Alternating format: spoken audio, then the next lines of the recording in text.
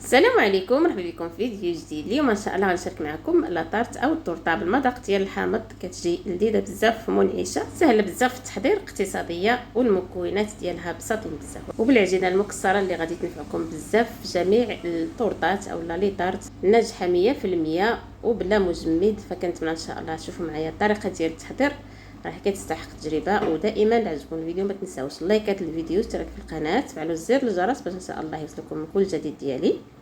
غادي نبداو ان شاء الله بالطريقه ديال التحضير مع المقادير. فهنايا غادي نبداو بالعجينه. كنحتاجو هنايا نص ربعه ديال الزبده اولا 2 معالق كبار ديال الزبده. انا استعملت هنايا الزبده ديال البوطه، ممكن تستعملوا اي نوع ديال الزبده اللي بغيتو. عندي هنايا نص كاس ديال السكر سنيده، قبيصه ديال الملحه، واحد الساشي ديال السكر منسم بالفانيلا. كنخلطوا المكونات مزيان حتى كتذوب ديك الزبده مع السكر. من الاحسن تكون الزبده في حراره المطبخ، ما تكونش بارده باش تجينا سهله في الخدمه. هنايا غادي نزيد البيض. عندي هنايا 2 ديال البيضات، غادي نستعمل بيضه كامله، والبيضه الثانيه غادي نحتفظ بالصفر ديالها باش نستعملوه في الكريمه ان شاء الله. هنايا ضفت بيضه كامله والبيض ديال البيضه الثانيه. غادي نخلط المكونات مزيان، وفي الاول كنضيفوا واحد معلقه صغيره ديال القشور ديال الحامضه. فكيف ما قلت لكم راه هاد لاطارت راه فيها المذاق ديال الحامض. في العجينه هنايا استعملت القشور ديال الحامضه، وفي الكريمه ان شاء الله غادي نستعمل العصير ديال الحامض. هنا كنخلطوا مزيان داك البيض مع المكونات مزيان.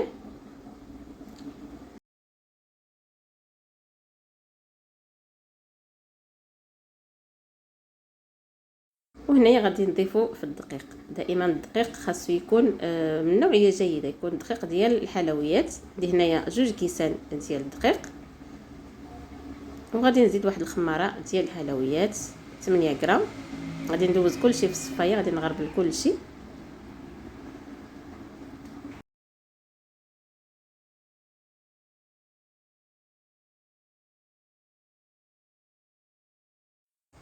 هنايا غادي نجمع العجينه ديالي، ولا خصني الدقيق باقي غادي نزيدو. هنايا كنبقى نخلط هكا العجينه، راه كتجمع دغيا دغيا. هاد العجينه راه ناجحه 100% وكتجي زوينه بزاف، وكنحضروا بها جميع الانواع ديال لي طارت. هنايا كنبقى نجمع العجينه بهذه الطريقه هذه، كيف ما كتشوفوا راه باقي خاصني الدقيق. هنايا غادي ندير كاس ثالث ديال الدقيق، كنبقى نزيدو شويه بشويه.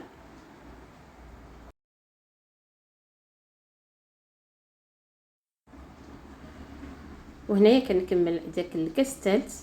ودائما الدقيق يبقى على حساب الخليط، تقدروا تحتاجوا اقل من هذه الكميه او لا اكثر. دائما الحجم ديال البيض كيكون مختلف. فهنايا بالنسبه للقوام ديال العجينه خصو يكون بحال هكا، ما تكونش العجينه قاصحه وما تكونش جاريه اكثر من القياس. وراه كيف ما كتشوفوا العجينه راه سهله بزاف، يعني غير كنحطوها كنسرحوها بكل سهوله. هنا بغيتو تسرحوها فوق الورق ديال الطبخ او ما بين 2 بلاستيكات. انا هنايا حطيتها ديريكت في المول، وكنبقى كنسرحها بيديا، كنقدها مزيان في المول. انا استعملت هذا المول هذا، كنستعملوا اي مول عندكم في الدار. هنايا بعد ما سرحتها كنثقبها مزيان بالفرشيطه باش ما تنفخش ليا. كنحطها على جنب. غادي ندوز ان شاء الله نصاوب معكم الكريمه، يعني كريم باتيسير اللي غادي نعمر به هاد لاطارت.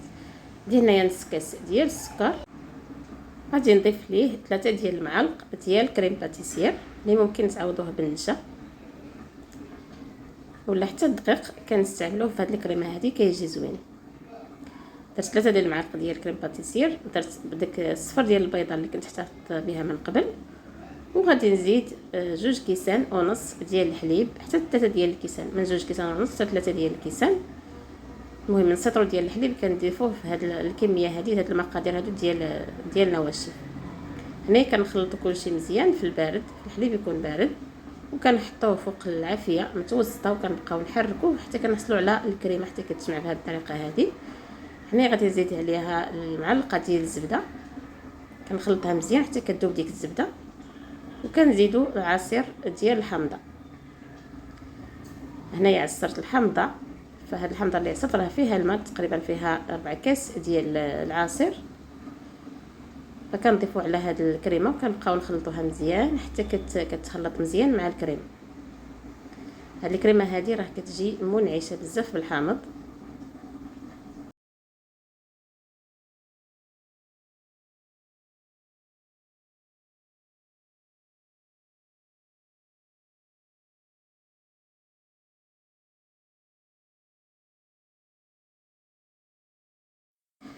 فغادي ندير كلشي في المول وغادي ندخلها الفران باش طيب. هنا كنعمرها بالكريمه صافي. هنايا كنبقاو هكا كنحاولوا نقادو الكريمه في لاطارت مزيان على هذا الشكل. ولا بغيتو تزيدوا ليها الاضافات ممكن تزيدوا الخوخ معسل اولا نشا فواكه تكون معسله كتزيدوها من الفوق. هنا كناخذ داك الطرف ديال العجينه اللي قسمتها من قبل، انا خليت واحد الطرف صغير وباش غادي نزين لاطارت ديالي. هنا كناخذ المدلك والمرق ديال الطبخ وكنبقاو هكا كنسرحو بطريقه عاديه.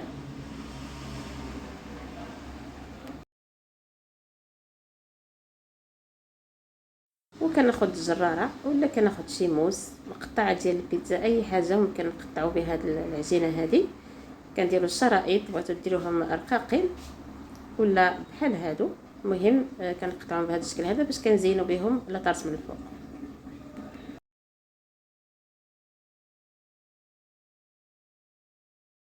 وهنا كناخذ دوك الشرائط كنبقاو نحطوهم هكا على هذا الشكل. ممكن تحطوهم على الشكل اللي بغيتو، فكنحطوهم على هذه الطريقه هذه. واخا كتبان لكم ديك الكريمه يعني ما مقداش مزيان لانها تجمعات، ملي غادي نديرها في الفران غادي تعاود تذوب وغتشد الحجم ديالها تجي مقاده. وهنا كنبقى نحط شرائط وحدين اخرين على هذا الشكل باش كنحصلوا على هذا الشكل هذا. وبالنسبه للفران كنكون شعلته ملي كيسخن مزيان كنقص عليه على العافيه اللي كتكون مهيله بزاف. الطبقه ديال العجينه راها رقيقه دغيا كطيب ما كتاخذش الوقت، ضروري نقصوا الفران باش كطيب على خاطرها بلا ما تحرق. هنا كنقدها مزيان وكنديرها طيب. ملي كطيب كنخرجوها من الفران وكنخليوها حتى كتبرد، عاد كنكملوا ليها التزيين. هنايا خليتها حتى بردات، غادي نقلبها هكا في الطبسيل، غادي نحيدوها في المور هذه كتحيد دغيا ما كتلصقش. وهنايا غادي نزينها بشويه ديال السكر كلاصي، تقدروا تدهنوها بالمربى وترشوا عليها اللوز ايفيلي ولا الكاوكاو مهرمش. دائما التزيين كيبقى على حسب الرغبه. انا هنايا غادي ندير ليها السكر كلاصي.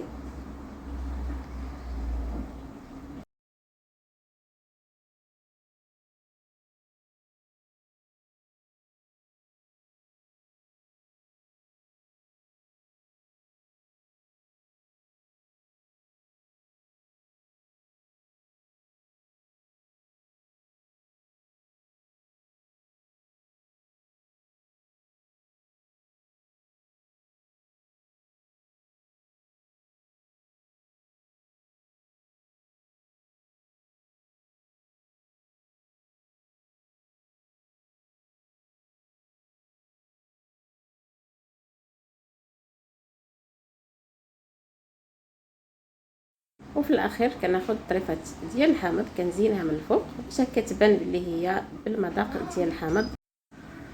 وباش كنهرس اللون شويه كناخذ شي عريشات هكا ديال النعناع وكنزينها، فكتجي على هذا الشكل هذا. راه كتجي بنينه بزاف منعشه، شي حاجه اللي راقيه كتقدموها هكا للضيوف ديالكم. وكنخليوها حتى كتبرد مزيان، ضروري ديك الكريمه تكون بارده مزيان عاد كنقدموها.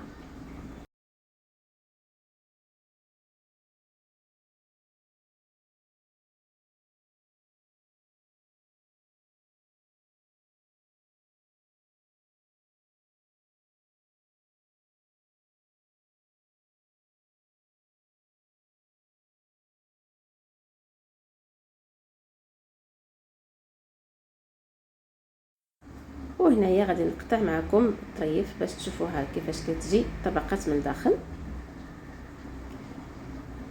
راه غير التصوير ما باينش مزيان لان صورتها بالليل ما كانتش واضحه مزيان التصويره.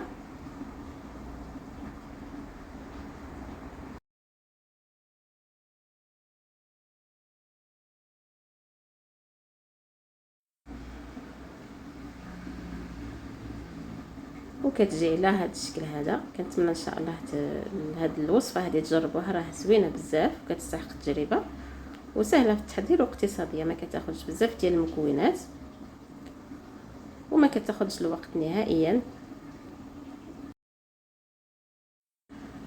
فهذه هي الوصفه اللي شاركت معكم اليوم، كنتمنى ان شاء الله تعجبكم وما تنساونيش باللايكات ديالكم والاشتراك في القناه. وهنايا غادي نقول لكم نتلاقاو ان شاء الله في وصفه جديده، والسلام عليكم ورحمه الله تعالى وبركاته.